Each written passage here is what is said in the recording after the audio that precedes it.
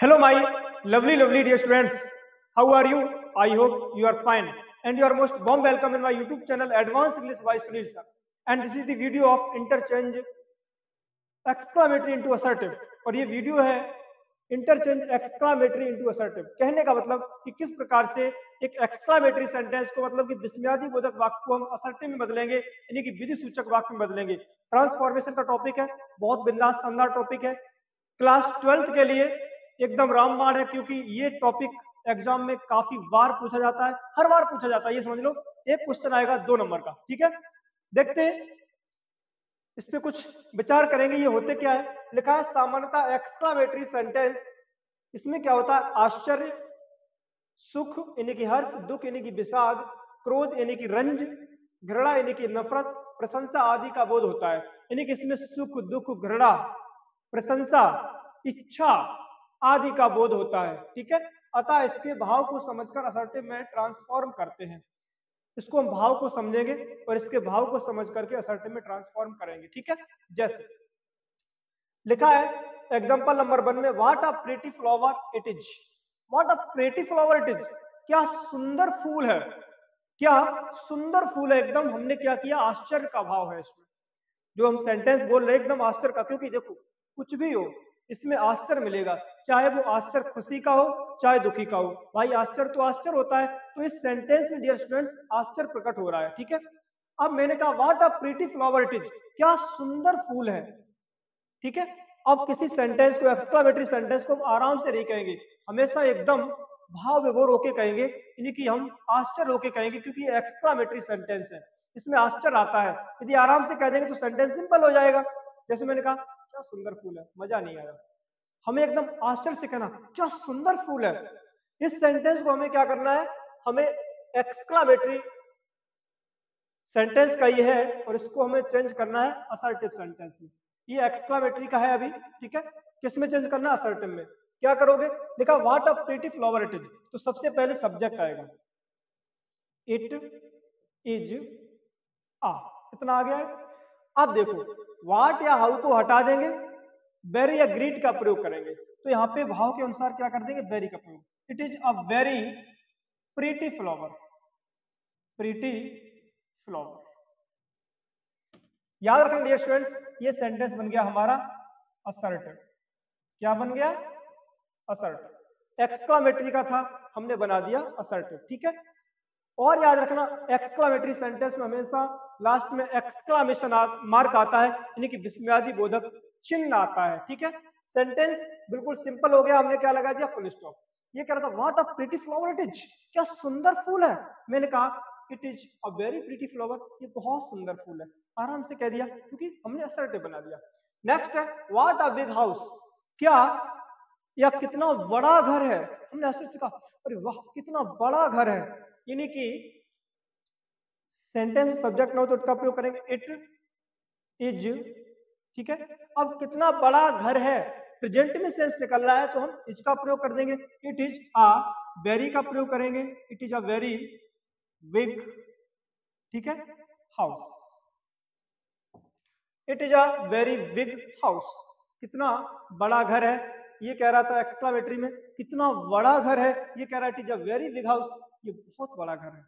Next है, अब इसमें कोई अर्थ चेंज हो रहा नहीं, एक्सक्लामेटरी में जो अर्थ है वही असर्टिव में भी निकल रहा है। ठीक है, हाँ, लेकिन उसमें थोड़ा बात आश्चर्य से की गई है और इसमें असर्टिव में सिंपली की गई है। नेक्स्ट है व्हाट अ बिल्डिंग, क्या शानदार इमारत है, क्या भव्य इमारत है, यानी कि इट इज आ। अब यहाँ पे दो चीजें समझ लो, यहाँ पे हम दो चीजों का प्रयोग कर सकते हैं। क्या, यहाँ पे it is a big building भी कर सकते हैं, ठीक है, और ह्यूज का प्रयोग भी कर सकते हैं। इट इज आ बिग या ह्यूज, ह्यूज मीन्स होती है विशाल। इट इज अ बिग या ह्यूज बिल्डिंग। ठीक है, एक्सक्लामेटरी से क्या बन गया, ये बन गया डियर स्टूडेंट्स हमारा असर्टिव सेंटेंस। क्या बन गया है, असर्टिव। ठीक है, ये कह रहा था व्हाट अ बिल्डिंग, क्या भव्य इमारत है, ये बन गया इट इज अ बिग या ह्यूज बिल्डिंग, या एक विशाल इमारत है। ठीक है, नेक्स्ट है example number 4, O that I were rich, O that I were rich, काश में अमीर होता, है ना, मुकेश अंबानी टाटा बिरला की तरह। तो ऐसे सेंटेंस को जब हम सिंपल में बनाएंगे असर्टिव तो कैसे बनेगा, इसमें इच्छा प्रकट हो रही है तो हम क्या करेंगे, सबसे पहले सब्जेक्ट आई विश, ठीक है। ये कह रहा ओ दैट आई वर रिच, काश में रिच होता, अमीर होता, तो आई विश, ठीक है। ओ दैट को हटा दिया, विश लगा दिया, आई विश, फिर क्या किया मैंने, I were rich, I wish I were rich. ये बन गया डियर स्टूडेंट्स हमारा असर्टिव सेंटेंस। क्या बन गया, असर्टिव, यानी कि I wish I were rich, I wish यानी कि मेरी इच्छा थी, आई वर रिच कि मैं अमीर होता। आई के साथ वॉच का प्रयोग होता है, लेकिन इच्छा सूचक में हमेशा डियर स्टूडेंट्स आई के साथ में किसका प्रयोग होता है, वर का, ठीक है। नेक्स्ट है एग्जांपल नंबर 5, हाउ नाइस, कितना सुंदर है ना। क्या करेंगे हम, इसको असर्टिव बनाएंगे तो सबसे पहले it is very nice, how nice, कितना सुंदर है, यानी कि इट इज वेरी नाइस, ये बहुत सुंदर है, ठीक है। तो ये थे एक्सक्लामेटरी सेंटेंस असर्टिव हमने बनाए, ये 5 एग्जांपल्स। कुछ और एग्जांपल्स देखते हैं शाम में। देखते हैं एग्जांपल नंबर 6 से, लिखा है डियर स्टूडेंट्स, अ सेंट, एक संत, एंड और अफ्रेड ऑफ घोस्ट्स, एक संत और भूतों से डर जाए, घोस्ट में सोते भूत, a saint and afraid of ghosts, एक संत और भूतों से डर जाए, ये तो विचित्र की बात है ना। कैसे बनाएंगे समझते हैं। सबसे पहले it is strange that, it is strange that का प्रयोग करेंगे, क्योंकि ये स्ट्रेंज में होता विचित्र की बात, इट इज स्ट्रेंज दैट, ये तो विचित्र की बात है, ठीक है। फिर क्या करेंगे, आगे की कहानी, असेंट, असेंट, उसके बाद में क्या करेंगे, शुड बी का प्रयोग कर देंगे, असेंट शुड बी, फिर क्या है, afraid of ghosts, afraid of ghosts, full stop. लिखा है इट इज स्ट्रेंज दैट, एक ये विचित्र की बात है, बहुत अजीब बात है, a saint should be afraid of ghost, एक संत और भूतों से डर जाए। ऐसे भी कर सकते हैं, इट इज स्ट्रेंज दैट, फिर जो कहते हो a saint and a friend of ghost, यानी कि शुड बी का प्रयोग ना करो, सीधा कर सकते हैं, it is strange that a saint and afraid of ghosts, यानी कि एक विचित्र की बात है एक संत और भूतों से डर जाए, ठीक है। ये बन गया हमारा असर्टिव सेंटेंस, ठीक है, एएस। नेक्स्ट एग्जांपल नंबर 7 में लिखा है, अलास ही इज रियून्ड, अलास बड़े दुख की बात है, ही इज रियून्ड, वो बर्बाद हो गया है, वो नष्ट हो गया, तहस नहस हो गया। कैसे बनाएंगे, अब यहाँ पे अलास से क्या प्रकट होता है, एक दुख प्रकट होता है, एक सैड प्रकट होता है, ठीक है। दुख का मतलब विषाद प्रकट होता है, दुख या विषाद एक ही बात है, ठीक है। कैसे बनाएंगे, सबसे पहले इट इज, अब इसमें दुख प्रकट हो रहा है, दुख के लिए क्या करेंगे डियर स्टूडेंट्स, सबसे पहले एक्सक्लामेटरी का है तो एक्सट्रीम लगा दो, इट इज एक्सट्रीमली, ठीक है, इट इज एक्सट्रीमली। अब किसका प्रयोग करेंगे, दुख की बात है, सैड का प्रयोग करेंगे, इट इज एक्सट्रीमली सैड, ये बहुत ही दुख की बात है, दैट की, उसके बाद में ही इज रियून्ड लिख देंगे, ही इज रियून्ड, ठीक है, बन गया हमारा असर्टिव सेंटेंस, ठीक है। लिखा है इट इज एक्सट्रीमली सैड, ये बहुत ही दुखी की बात है, दैट की ही इज रियून्ड, वह बर्बाद हो गया है, ठीक है। नेक्स्ट है ब्रेवो, शाबाश, दे हैव डन वेल, उन्होंने बहुत अच्छा किया। याद रखना एक्सक्लामेटरी सेंटेंस या तो लास्ट में रख दो, ठीक है, या तो ब्रेवो और रा इनके साथ में रख दो, ठीक है। एक सेंटेंस दो बार मत लगाओ, देयर इज नो प्रॉब्लम, एक ही बार लगाओ, या तो लास्ट में या तो इन शब्दों के साथ, ठीक है। लिखा है कि ब्रेवो, शाबाश, दे हैव डन वेल, उन्होंने बहुत अच्छा किया, ठीक है।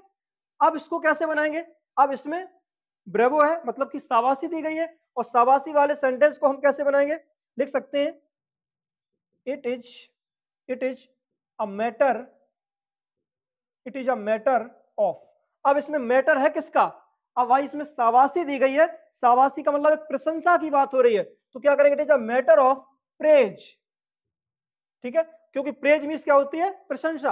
अब लगाएंगे दैट का प्रयोग, तो it is a matter of praise that they have done well, they have done well, ठीक है, फुल स्टॉप, क्योंकि सेंटेंस बन गया आपका बिल्कुल असर्टिव, ठीक है, क्या बन गया, असर्टिव सेंटेंस, क्योंकि उसमें लिखा ही है ऊपर, हम क्या करेंगे, एक्सक्लामेटरी को असर्टिव बनाएंगे, ठीक है।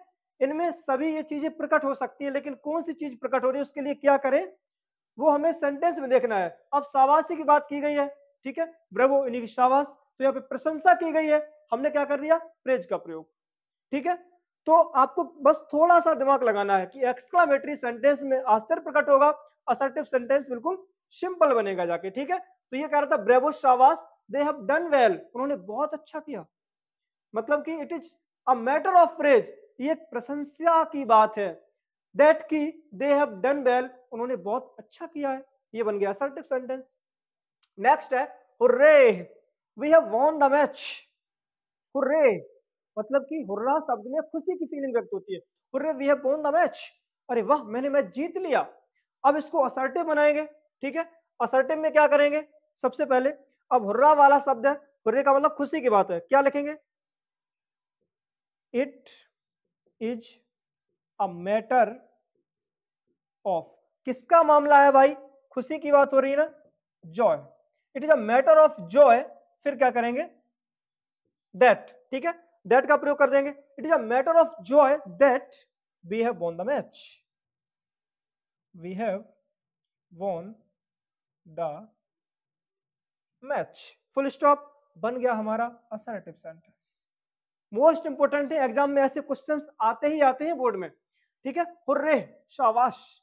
अब इसमें जो आपको दिख रहा है यही सब इसमें प्रकट होगा, क्योंकि एक्सक्लामेटरी से हमें भाव समझना है कि इसमें क्या क्या आ सकता है, आश्चर्य हो सकता है, सुख दुख विषाद यानी कि क्रोध रंज, घृणा यानी कि नफरत प्रशंसा, ये सब इसमें फीलिंग प्रकट हो सकती हैं, ठीक है।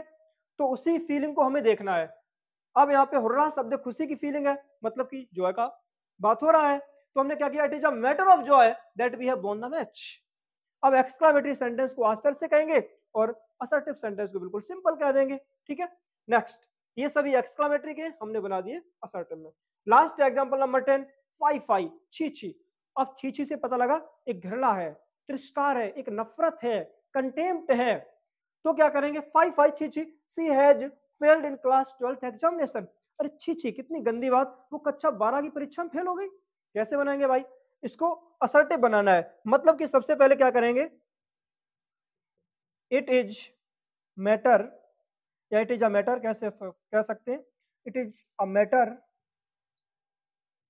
It is a matter of, किसका है मामला भाई, घृणा का, यानी कि contempt, contempt, it is a matter of contempt, ठीक है, कंटेम्प्ट के स्थान पे हम सेम भी कर सकते हैं, जैसे शर्म बोलते हैं, it is a matter of contempt या सेम, फिर क्या करेंगे, दैट, दैट क्या, she has failed in class 12th examination, तो सी हैज, उसके बाद में यहाँ पे failed in class 12th examination, I hope वहां पे दिख रहा होगा, ठीक है, फुल स्टॉप लगा देंगे, ठीक है, हालांकि ज्यादा नीचे हो गया है। इसके बाद में हमें क्या करना है, दैट के बाद में जो का त्यों रख देना है, ठीक है, फाई फाई छी छी, she has failed in class 12th examination, वो कक्षा 12 की परीक्षा में फेल हो गई। अब इसको सिंपल भाषा में कहेंगे, it is a matter of x contempt या सेम, ये बहुत कंटेम्प्ट यानी कि बहुत ही तिरस्कार की बात है, घृणा नफरत की बात है, क्या, दैट की she has failed in class 12th examination, कि वो कक्षा 12 की परीक्षा में फेल हो गई, ठीक है। तो ये थे आपके सभी 10 एग्जांपल्स, तो आई होप ये एग्जांपल्स आपको समझ में आए होंगे। बस इसी प्रकार से आपके लिए वीडियोस लाते रहेंगे, बस जुड़े रहें मेरे साथ, मेरे इस वीडियो को लाइक करें, शेयर करें, और इस चैनल को जिसका नाम है advance English by Sunil sir, इसको जस्ट अभी सब्सक्राइब कर लें, ठीक है। और चलते मिलते नेक्स्ट वीडियो में, तब तक के लिए take care and thanks for watching my video.